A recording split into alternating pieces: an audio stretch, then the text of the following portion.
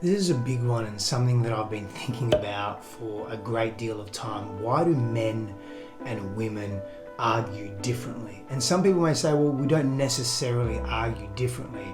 And there's some accuracy in that. And let's just dig a little deeper. And so I've been digging a little deeper. I've been looking at the evolution behind humanity. I've been looking at the evolutionary theory of how we argue and how we've formed different coping strategies over time, under stress and duress and fear, experiencing fear, and how men have evolved to be more problem solving orientated, so they're more problem slash solution orientated, and women have developed different techniques around collaboration and connection that have them dealing with anger, have them dealing with a sense of rage, and have them dealing with argument very, very differently. And so we get angry at the same frequency. So what that means is, as human beings, we feel anger. And anger is something that drives the argumentative, confrontational conversation, or just confrontation itself, when it can be physically violent. Women will, and this is when we're looking at evolutionary theory, and we're looking at how we have evolved over hundreds of thousands of years, if not maybe even millions of years. We're looking at this development, and we have to talk to masculine and feminine energetics as well. That's part of it. However, it's not the complete part. So when we speak about masculine and feminine dynamics, we're talking about the masculine energetic and the feminine energetic being born of not only culture and environment, but also biophysiology, also evolution, the way that we have grown and evolved as males and as females and as humans. And so the masculine feminine energetic exists within all of us because it's a choice. It's a choice to make. I'm going to behave in this stream of consciousness, or I'm going to behave in this stream of consciousness.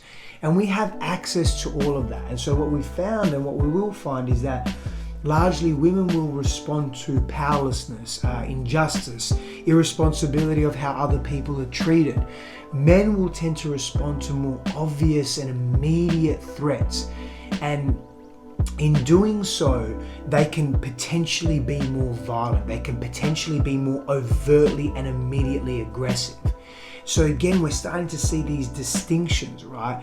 Men experience physical aggression, they experience passive aggression, they experience revenge to handle anger, as opposed to women being more spiteful, maybe is the word, but resentful, more indirect, and they'll stay angry longer. And maybe this is because their outlet is more suppressed, whereas men are more of an immediate reaction to anger.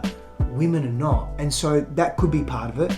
So a female will tend to get more silent as opposed to yelling at your face and really being in that space. And again, there's a distinction there. Is this true for all men and all women? No. This is a generalization. There's some accuracy in this. I've personally observed this over and over again, and you just check in with yourself whether it's true for you. And again, this is just providing, it's not a solution or an example, it's more an example of, okay, if this is the way I'm more inclined to act or respond to a certain situation, let me be in more mastery of myself. If that's where my body naturally more wants to go, then let me be more in greater mastery of self. So women will tend to, they'll tend to tend and befriend, which heightens oxytocin, and also women are generally far better at diffusing a situation that's highly tensile. It lowers conflict and it creates more group cohesion. And we can see that. We can see that. And I'm not saying that men are not calm in the face of difficulty, but generally women will tend to deal with stress more in that way. Men actually get more emotional. So everything that I'm saying here is there's some science behind it, some testing behind it.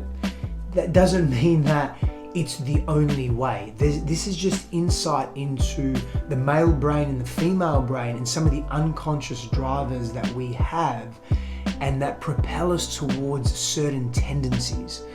So as men get more emotionally heightened quicker, they can also lower their heart rate, which means they can generally contribute to a conflict with greater health. But if they cannot lower their heart rate, guess what happens? Contempt, stonewalling as examples. But if they can lower their heart rate in response to the emotional height that they're experiencing, they can diffuse that. They can avoid contempt. They can avoid stonewalling, which perpetuates deeper levels of argument. Now, we also have to understand that whilst evolution plays a role in how we communicate, how we see each other, how we see ourselves, how we give and receive love, and so forth, the evolution of our humanity, that being the neurological, physiological, biological aspects of self, there's also that relational aspect of self. There's also I don't want to say advent, but the development of the frontal cortices that have expanded our understanding of self, that include as well this deeper ability to connect and see each other, again with the development of the limbic system and how we process and filter emotions. This is really, really powerful. So again, for men, it's about diffusing physiological arousal as quickly as they can to avoid the stonewalling, to avoid the contempt, which are go-to strategies for men, particularly for males. So once our primal defense system kicks in, we become hyper vigilant to danger, and that's all of us. That's just human nature, so to speak. We engage that sympathetic nervous system response, and we are all in that way. And it's almost impossible to communicate in this state. It's almost impossible to be able to actually relax. So it's important that we, again, go into mastery of self, are aware of this, and we're able to relax. And I'll show you how in a moment. Very simple when we're talking about relaxing the amygdala, and we're not talking about relaxing elements of stress or anxiety that are prefrontal cortex produced, but we lose access to our sense of humor as men, and that is, sense of humor is correlated to intelligence and also trust and reliability. So we're starting to lose these very important aspects of connecting. We repeat ourselves, we lose our ability to access active listening. We are basically flooded with emotions and stress hormone, and we're not able to attune to the other person. And attunement and resonance and empathy and compassion in terms of connection and communication is almost everything. So we're in this shock of attack or argument, or we're perceiving danger and we need to defend, we emotionally shut down, we have or carry an inability to self-soothe. All of this can contribute to low-level domestic violence as well, because of how men process.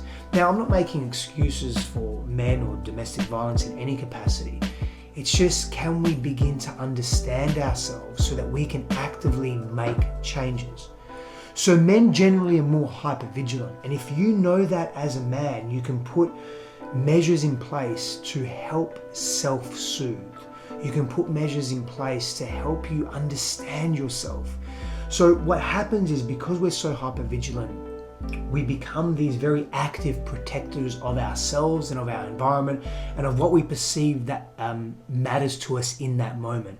Glucose from the digestive system goes immediately into the bloodstream, and we start to defend. Now, we couple that with a likely upbringing of violence for most men and boys, not all, but most in today's world, and we feel easily threatened. And if we perceive threat or rejection or critique, we go into this hyper-vigilant mode. And so, again, we're starting to understand how we react quite differently. So as men, what can we do here? It's important to pause. The power of pause can be a game changer for how we see ourselves, how we choose to engage in conflict, because conflict doesn't have to go to violence. It doesn't have to go to hyper defensiveness. It doesn't have to go to this attack. But we often go there because we're so riddled with fear, psychological fear, but also this stress hormone that's being rapidly released through our bodies. So we can pause, engage in 10 slow breaths. This helps regulate the nervous system, helps regulate the vagus nerve, and it helps us calm down. The amygdala begins to diffuse.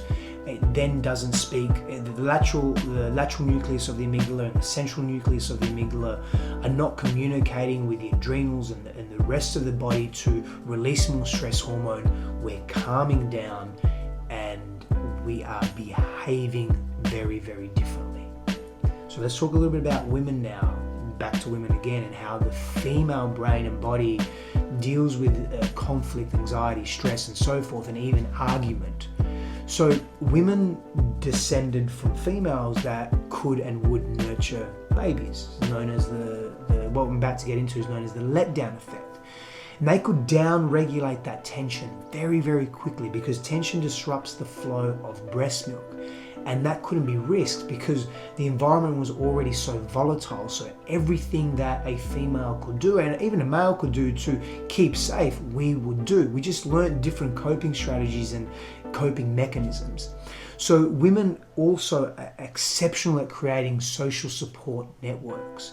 And so men didn't really develop this. And so when we're talking about argument, a female predicated so much of her contribution, her value, her worth, and who she was on these social networks. And so being in conflict for longer periods of time wasn't really the best thing to do.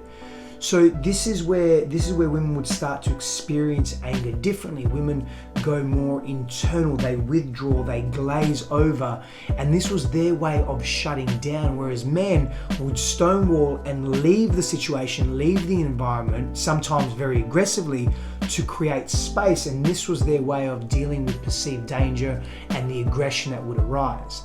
So really, when flooded, and this is for both of us, so for both of us meaning males, females, for all human beings, when we're flooded with emotions, when we're flooded with that difficulty and that pain and that sense of conflict, we need a very deliberate, conscious distraction. So if you're in an argument with your partner and you're just going in circles and you can see that you're both engaging in these maybe primal or adaptive coping strategies, these conditioned coping strategies, it's so important that you're able to shift out of that, create a conscious distraction. Both of you go for a walk. That will help release some dopamine, oxytocin, just help you feel a little bit better. Go for a 30 or 40 minute walk and consciously distract yourself. And what I mean by that is, don't think about the other person, how amazing they are even. Don't think about yourself and what you could do different. Literally diffuse from the situation. Read a book, read a magazine, watch a TV series, nothing that's too violent or aberrant, and just diffuse and then come back together to discuss from a calmer physiological state. Because what's happening is, more than likely, your body is naturally responding physiologically to stress, to anxiety, to anger, to conflict in a way that is quite primal, coupled with your own familial conditioning, your own environmental conditioning from childhood. And so that's also another layer in conversation that adds to this, because 500,000 years ago, the complexities of culture that were around, or 1 million years ago, when we were developing these primal adaptive mechanisms and ways of behaving, were very, very different. And now we're layering cultural complexity over that. Again, the limbic system, emotion, the way we emotionally process, the way we relate, the way we define ourselves as a humanity, the way we think and feel, project into the future and so forth.